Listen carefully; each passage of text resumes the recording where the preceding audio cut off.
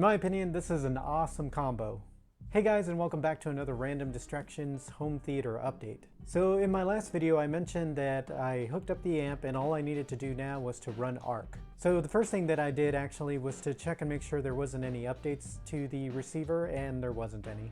I then removed the ARC file and confirmed on the receiver that it was removed. I received a suggestion on one of my previous videos to try adjusting the phase to see if I can remove any additional nulls from the subwoofers. I pulled up the SVS app and first I disabled the EQ on both of the subs so that wouldn't be interfering with anything. I then loaded up Quick Measure on the ARC Genesis software. So the suggestion was to adjust it every 15 degrees, which I took a snapshot after each change to see how it reacted.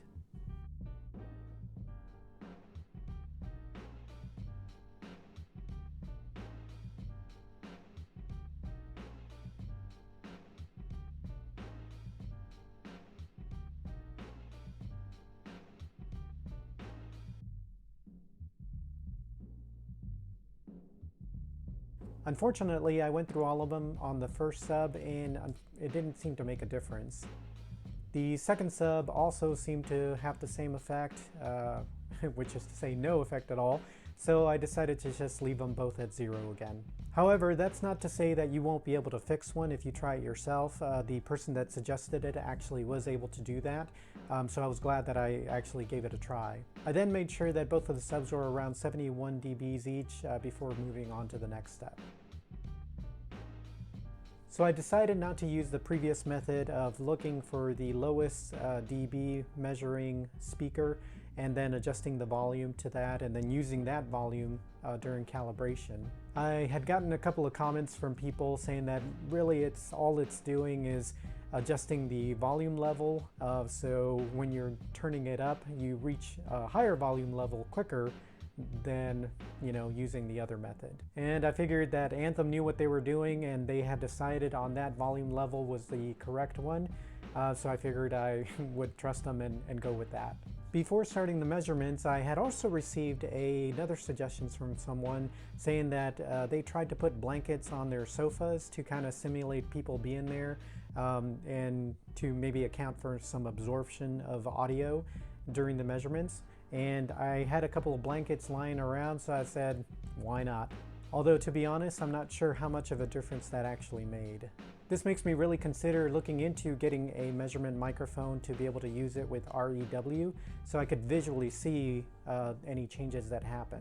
As for the measurements, I did change the positions from what I did last time. I was told to do some different ones. So for position 1 in the main listening position, it's in the middle and about ear level. For positions 2 and 3, they are about 2 feet away from position 1 and then 6 inches below ear level. For positions 4 and 5, they are also about 2 feet away from position 1, but at 6 inches above ear level, or as high as I could get the tripod to get the microphone up there. I did only 2 profiles this time, a 5.2.2 setup,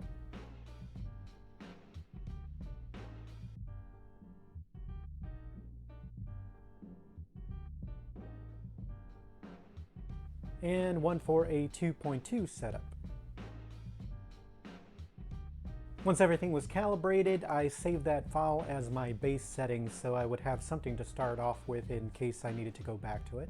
Since I didn't do the volume adjustment thing with the calibration, I did notice that the levels for all of the speakers were definitely pluses for the most part, and some of them were as high as like I think 7.5 in some cases. But the only difference again is just where my volume knob is at in order to reach certain levels. It comes a lot quicker now. So with the bass settings, I went ahead and listened to the Dolby demo and everything sounded really good.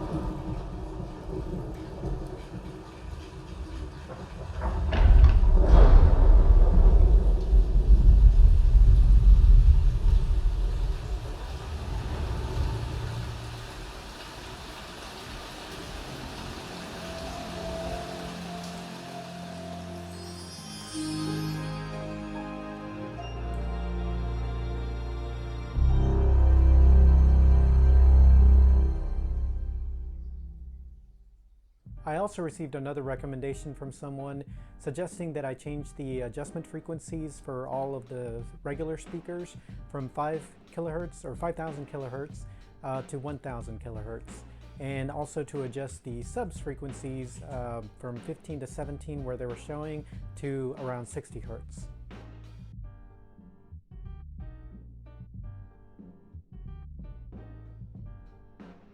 While I was making those changes, I also made sure that the slope was flat for both of the subs. I then reran the Dolby demo.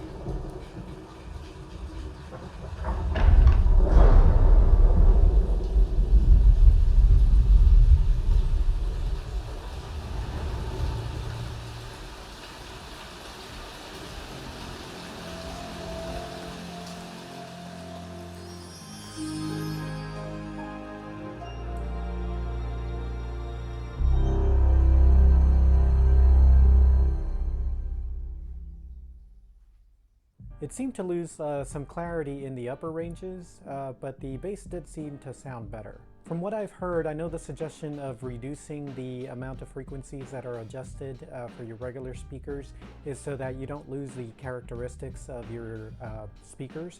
But since I don't have very high-end speakers, I actually thought that having them at 5000 kilohertz was actually helping them out. So I adjusted the settings back to 5000 kilohertz and for the regular speakers, and then 60 hertz for the subs. I listened to the Dolby Atmos demo once more.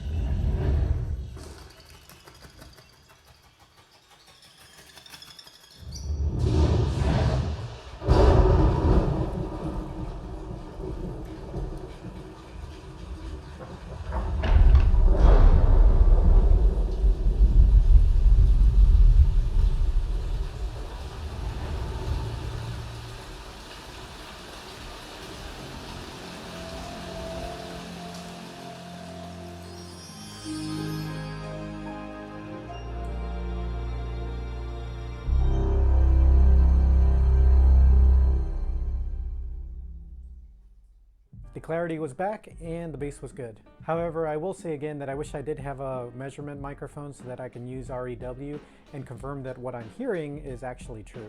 Whether it's true or not true though, later on I was listening to some music and I was just smiling from ear to ear the whole time. I need to see some movies to get a better feel for it, but I remembered the next day that I also had the suggestion of making sure that the what was it called? The high frequency extension was set to 130 hertz versus I think it would had it at like 220 hertz so that the subs will gel a little bit better. So I made that change as well. However, what I may do is listen to the bass settings for a couple of days and kind of get a feel for that, and then make a switch to the final settings that I have and see if I can tell the difference and what those are. Before I end the video, I want to thank all the subscribers. I can't believe that it's over 200 of you now. And also thank you to all those people that have left comments and suggestions in the videos. It's definitely helped me make improvements to my home theater, and hopefully the people that have been watching these videos or have been reading those comments maybe have ideas to try on their own systems, or be able to think about something to try for their systems as well. So definitely keep those comments and suggestions coming. Well, that's all I have for this video. Thanks again for watching it. Would definitely appreciate a like, of course, on this one, and make sure to subscribe and hit that notification bell so you'll be notified when the next one drops. And until then, I hope you have a good one.